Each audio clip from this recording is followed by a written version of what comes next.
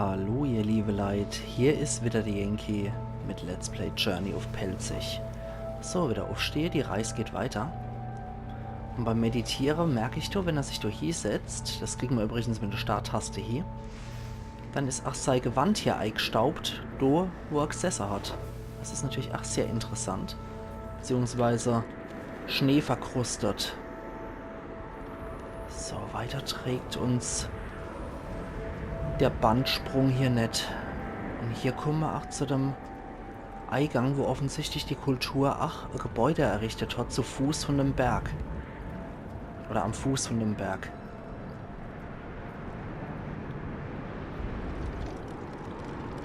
Das müssen wir wohl sehr stark aufrechterhalten hier. Dass wir selbst auch nicht einkrusten.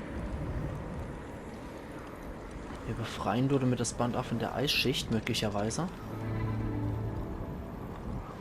Aber nur für gewisse Zeit. Ehe das Eis sich dann wieder der Stoff zurückerobert. Da unten drunter waren auch ein paar Bänder. Ja, die kriege ich so auch wieder reaktiviert. Aber auch nur für gewisse Zeit.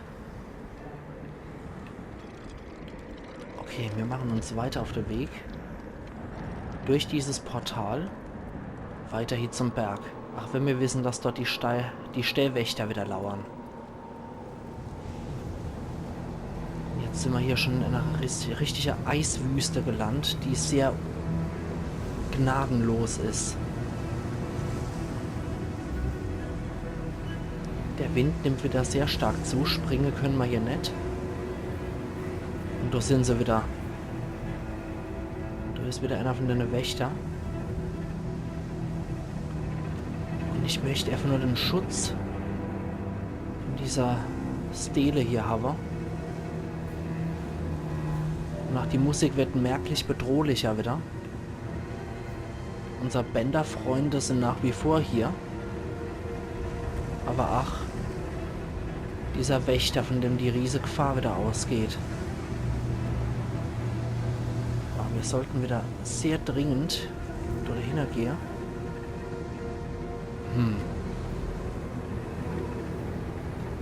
Sollte man vielleicht auch hier in dem Windschatten Schutz suchen.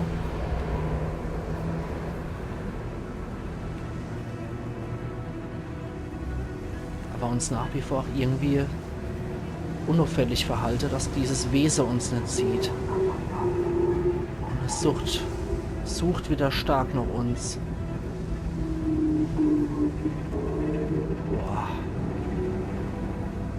Die sind äußerst unheimlich, wie ich finde. Ich mag nur Schutz hier in dem Teil hier finden. Und hoffe, dass das Biest uns nicht entdeckt.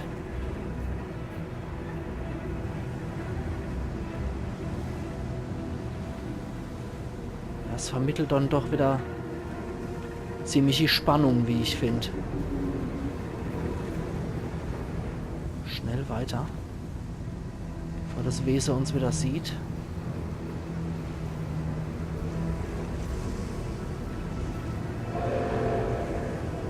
Oh je. Schnell hier runter.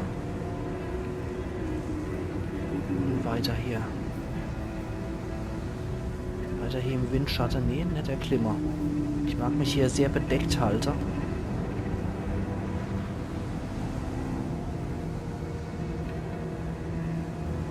Mag nicht in den Fokus von dem Wesen geraten, aber die Bänder möchte ich auch noch befreien.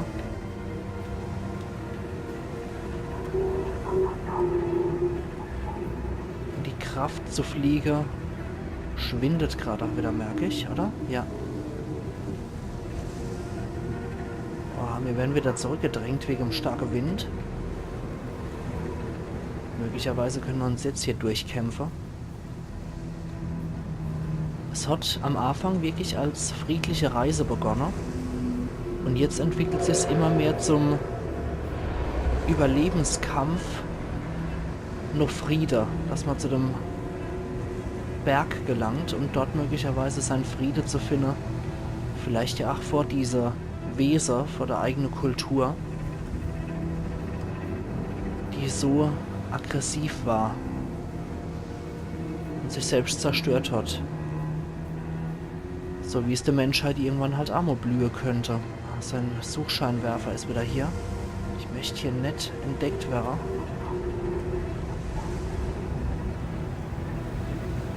Oh je, ob er uns doch sieht. Glücklicherweise nicht. Ich habe mich, denke ich, gut genug getarnt. Das ist jetzt Sachen zweite schon. Oh, da kommt noch einer. Da kommt er wieder. Er dreht wieder seine Runde hier. Weil ich denke, wenn er uns hier erwischt, dann sind wir geliefert.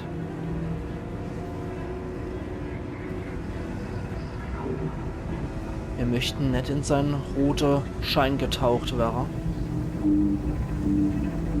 Deswegen stelle ich mich auch hier durch Sitze tot. In der Hoffnung, es möge mich nicht finden.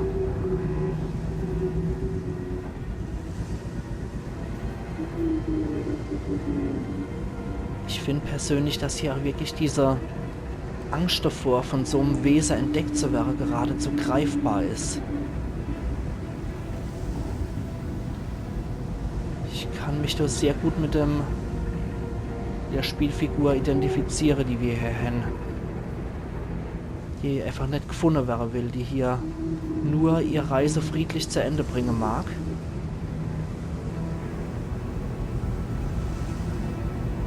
In der Hoffnung, nicht entdeckt und dann auch noch von der eigenen Hinterlassenschaft, von der eigenen Kultur zerschmettert zu werden. Oh Gott, nee. Oh je, es hat mich. Es hat mich.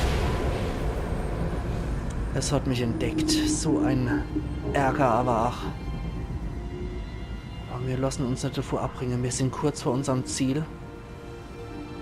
Und wir wollen hier durch. Auch wenn unser Lebensband, ich vermute jetzt immer stärker, dass dieses Band auf dem Rücken tatsächlich so eine Art Lebensband symbolisiert, unsere Lebensenergie. Auch wenn dieses Band kürzer wird. Wir wurden nur einmal ertappt. Glücklicherweise. Wir gehen hier weiter an der Grabstele vorbei. Durch dieses Bergtal. Und jetzt kommen auch wieder die freundlichen Begleiter.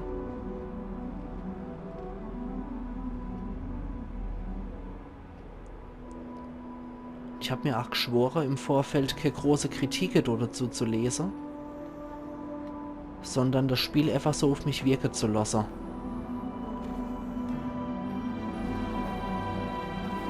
Und jetzt wirkt es auch entsprechend auf mich. Da könnten wir zum Berg gelangen, immer näher, immer weiter.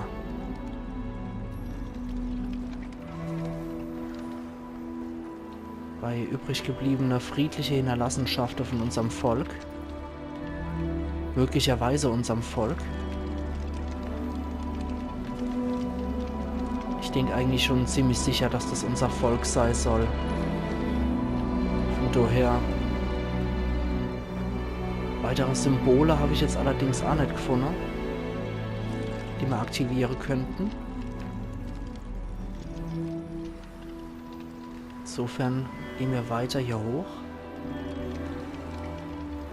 Da ich keine weiteren Symbole hier finde, die wir optional noch aktivieren könnten, gehen wir weiter zum Berg.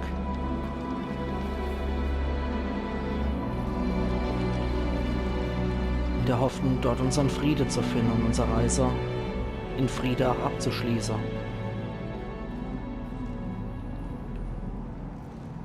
Aber was wäre eine Reise ja auch ohne Gefahr? Deswegen sind ja wohl auch diese Wächter hier integriert im Spiel. Weil eine Reise ohne Gefahr wäre irgendwie am Ende keine Reise, die sich lohnt, finde ich. Wobei, natürlich lohnen sich auch gefahrlose Reise, damit man schöne Eindrücke einfach nur hat. Aber zu dem ganzen Setting passt das einfach, diese unergangene Zivilisation. Die Welt, die so absolut unbevölkert aussieht und dann doch dadurch auch mit Gefahren verbunden ist.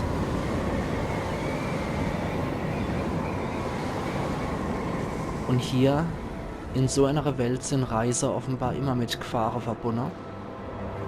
Trotz der immense Ästhetik dieser verlassenen Welt.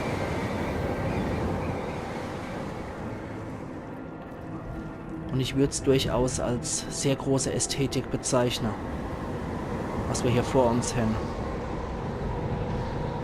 Sowohl das untergangene Wüsteland von der eigenen Kultur als auch der Berg, so eine winterliche Landschaft und Ästhetik. Wenngleich auch diese winterliche Ästhetik sehr stark auch mit winterlicher Gewalt verbunden sind, Naturgewalt.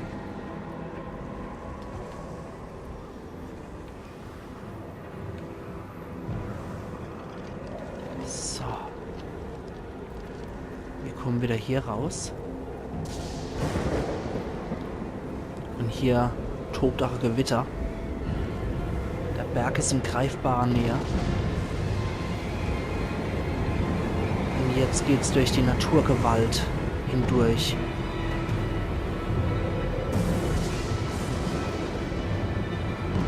Auch äußerst dramatisch dargestellt.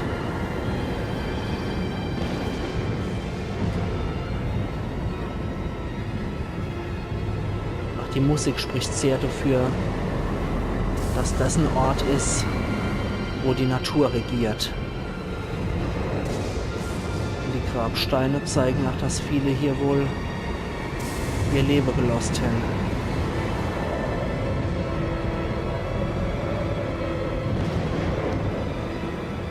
Aber wir wollen zu dem Berg, was auch immer er für uns parat hat.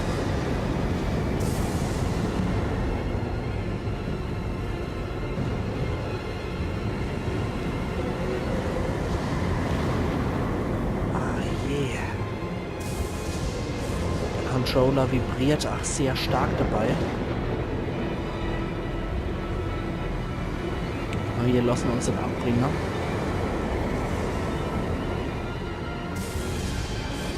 Wir kämpfen uns weiter durch. Und nach unserer Fähigkeit, die wir auf Kreis haben, lässt sich hier nicht aktivieren, nur ganz, ganz schwach. Das Band auf dem Rücken von unserer Spielfigur ist auch schon weg.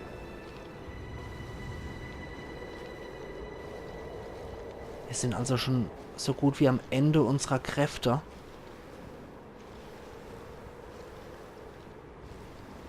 Aber wir wollen zu dem Berg. Auch wenn unsere Fähigkeit nur noch sehr schwach ausgeprägt ist, wir uns kaum noch bewegen können. Und jetzt endet die Musik hier auch. Und der Berg ist schon gar nicht mehr sichtbar. Und schleppen uns hier geradezu nur noch vorwärts.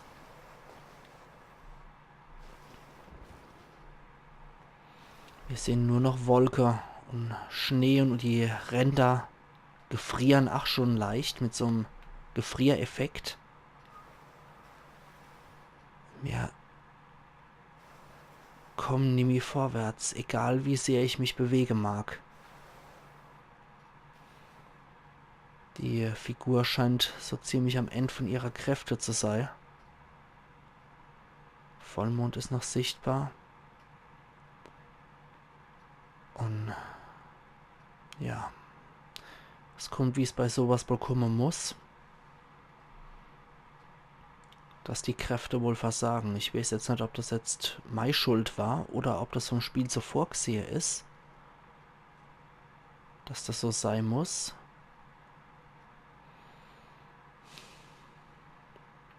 Wir liegen noch im Schnee.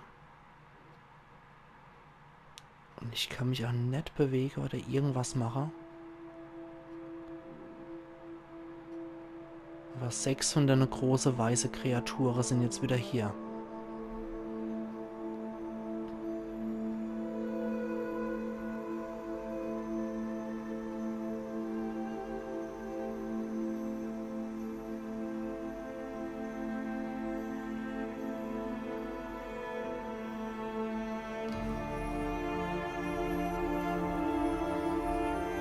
Wir werden wieder mit Leber ausgestattet durch das Band.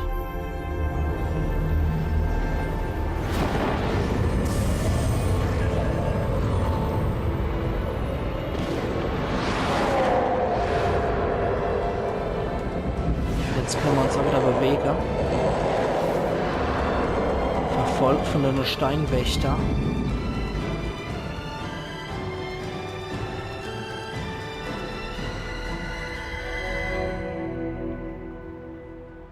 Und wir haben es erreicht.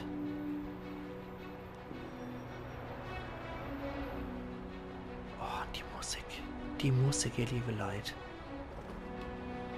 Wir können uns hier fliegend frei bewegen.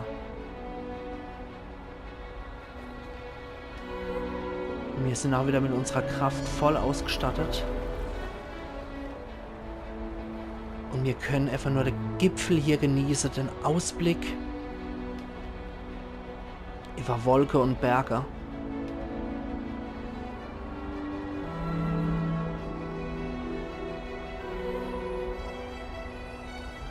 Und jetzt können wir nicht mehr fliegen, aber wir können hier weiter reisen.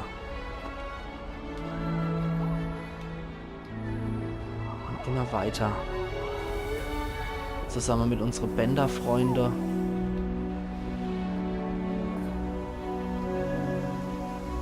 Vorbei an Schneewasserfälle.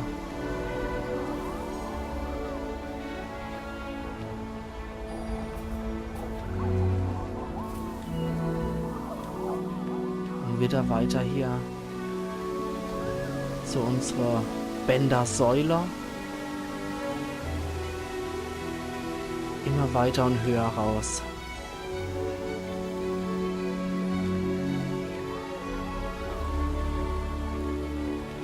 Es ist wunderschön.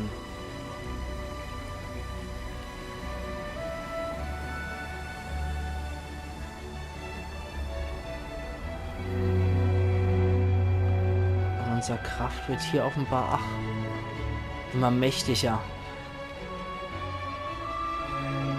Die strahlt richtig, richtig weit.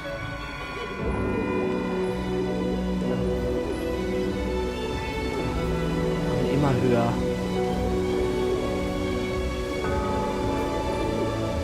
Hier möchte ich schon, ich weiß nicht, das ist einfach hier ein Gefühl von Freiheit, was man erlebt haben muss, ihr liebe Leute. Das lässt sich so schwer über ein Let's Play beschreiben. Ich denke, das ist was man selbst erfahren muss. Dieses unglaubliche Gefühl von Freiheit, was man hier vermittelt kriegt. Wodurch man denkt, man kann hier alles erreichen. Man hat einfach die Zeit auch dafür, hier alles zu erreichen. Und dass man den Weg nur weitergehen will. Immer weiter, immer weiter.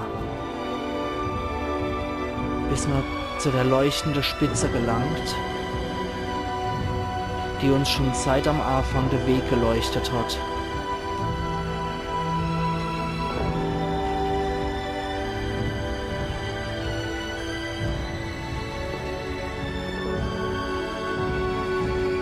Genau dieses Leuchten hat uns den Weg gezeigt. Genau hier wollten wir. Wir können das alles in der unglaublichen Freiheit des Fliegens erkunden. Hinter uns alles nur getaucht in dieses erhabene Licht, was von hier ausgeht. Und wir werden sehen, was hier am Ende auf uns wartet. Möglicherweise wirklich schon das Ende oder ein neuer Pfad, den wir beschreiten können. Wir werden es erfahren. Die Reise hat uns dahin geführt. Der Berg hat uns magisch angezogen von Anfang an. Und wir werden im Endeffekt rausfinden, was sich hier verbirgt. Was auf uns hier wartet. Wo hier uns unsere Reise geführt hat. Instinktiv möglicherweise. Ja, weiter bewegen kann ich mich immer noch. Es läuft noch nicht automatisch.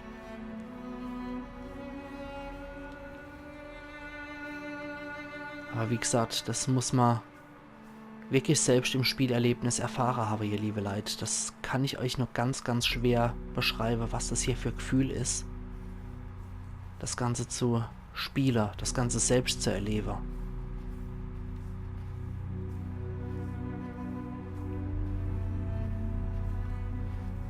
Und wir landen hier am Ende von dieser Berggipfelschlucht. Aber wo wird es uns hinführen?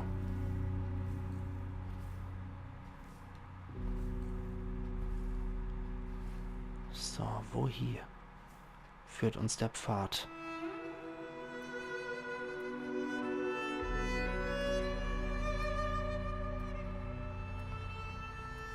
Derzeit sehen wir nur, dass es uns ins Licht führt. Und hinter uns und vor uns ist alles das Gleiche.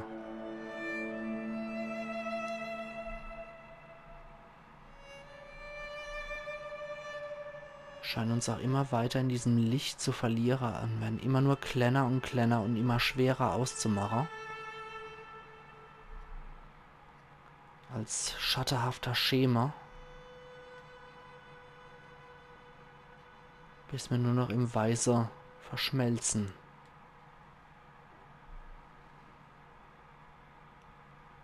Tja.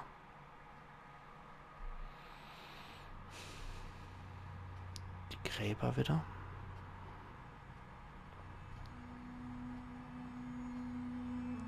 Spielbar ist gerade nichts mehr.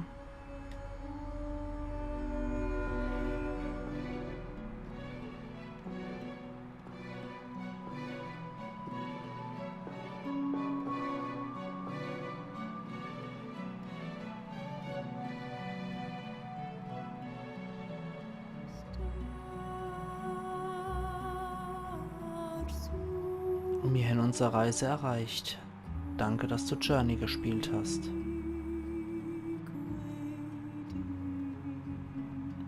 Von That Game Company kreiert.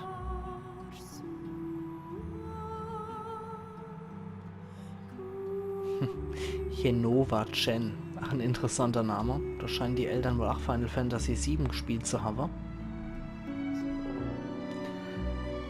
Ja, ein sehr kurzes Let's Play, ihr liebe Leute.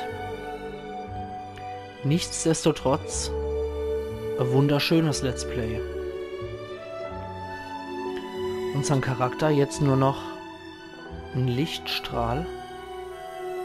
Geht nochmal die ganze Etappe seiner Reise durch. Es hat durchaus was Postapokalyptisches, dadurch, dass wirklich kein Lebewesen mehr hier ist. Bis auf andere Spieler, die möglicherweise auch mit hier unterwegs sein können für einzelne Levels. Es hat durchaus was sehr Beruhigendes, dadurch, dass wirklich nichts mehr hier ist an Leben. Bis auf diese Relikte von der eigenen Kultur, diese Steinwächter, die hier irgendwie auch nicht mehr in diese Welt reinzupassen scheinen. Und eine Art Störfaktor sind. Während dann noch diese Bänder übrig sind, als letzte Überbleibsel neben der Wächter von ihrer Kultur. Und es wirft dann doch irgendwie ein Ästhetikbild auf, wie man das zum Beispiel auch von Lost Places kennt, dieser Ästhetik durch Zerfall, die hier dargestellt ist, die ich persönlich auch großartig finde, weswegen ich auch solche Lost Places Bilder lieb. Und es wirft auch auf der anderen Seite, obwohl das möglicherweise nur fiktive Kultur ist, die hier porträtiert wird, wirft das Ganze doch auch ein Licht auf unsere eigene Kultur, wie ich finde.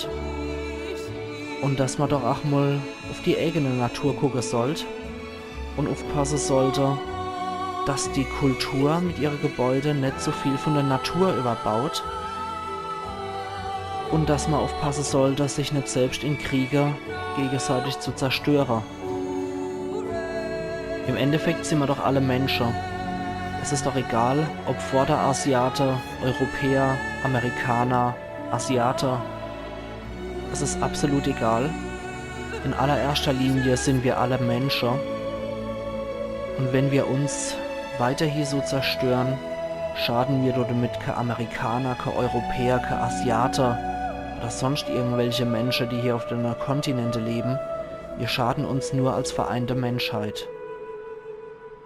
Und so wird es auch möglicherweise hier als vereinte Menschheit oder vereintes, ja, Volk ist irgendwie auch der falsche Begriff, aber als vereinte Lebewesen dargestellt, indem diese Wesen hier im Spiel alle schon fast wie eine Uniform dieselbe Kleidung tragen und somit als Wesenheit eigentlich bezeichnet werden vom selben Volk. Und so sind wir Menschen doch eigentlich auch nur Volk. Und der Stern hier, beziehungsweise unser Licht, landet wieder dort, wo die Reise angefangen hat. Diesmal allerdings in der Nacht. Und dort wird die Reise wahrscheinlich von neuem beginnen.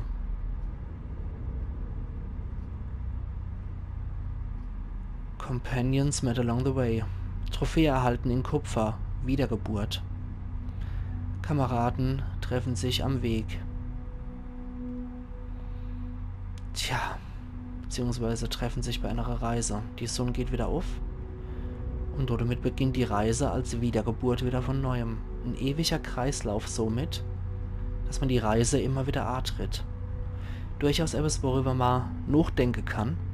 Und ich denke, wie ich das schon anfangs gesagt habe, dass Journey so ein Spiel ist, was man spielt, lächelnd beiseite legt, was hat, worüber man nachdenken kann, und Jahre später entscheidet man sich dazu, genauso wie es angefangen hat, hier eine neue Reise wieder anzutreten.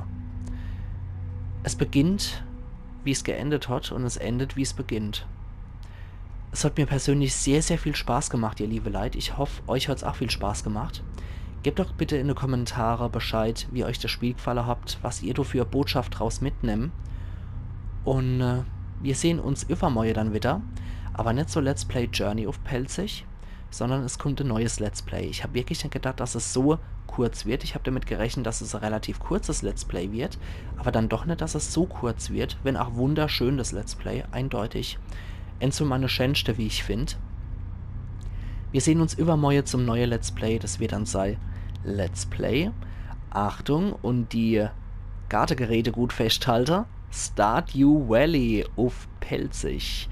Da ich für die Masterarbeit nach wie vor etwas brauche, was ich dann nebenbei spielen kann, was beruhigend wirkt und nicht so hektisch ist und mir einen Ruhepol bietet für die ganze akademische Arbeit, die da auf mich zukommt, würde ich sagen, dass wir Stardew Valley spielen. Das ist doch das perfekte Spiel, um auch ein bisschen zu relaxen und einfach nur was Schönes zu haben. Ich hoffe, euch hat es hier gefallen. Wir sehen uns übermorgen wieder, wenn ihr wollt. Und wir sehen uns auch morgen wieder zu Illusion of Time, wenn ihr wollt. Also machen's gut und bis morgen. Oder übermorgen zu dem neuen Let's Play Stardew Valley auf Pelzig. Machen's gut bis dahin. Habt einen wunderschönen Tag. Iron Yankee.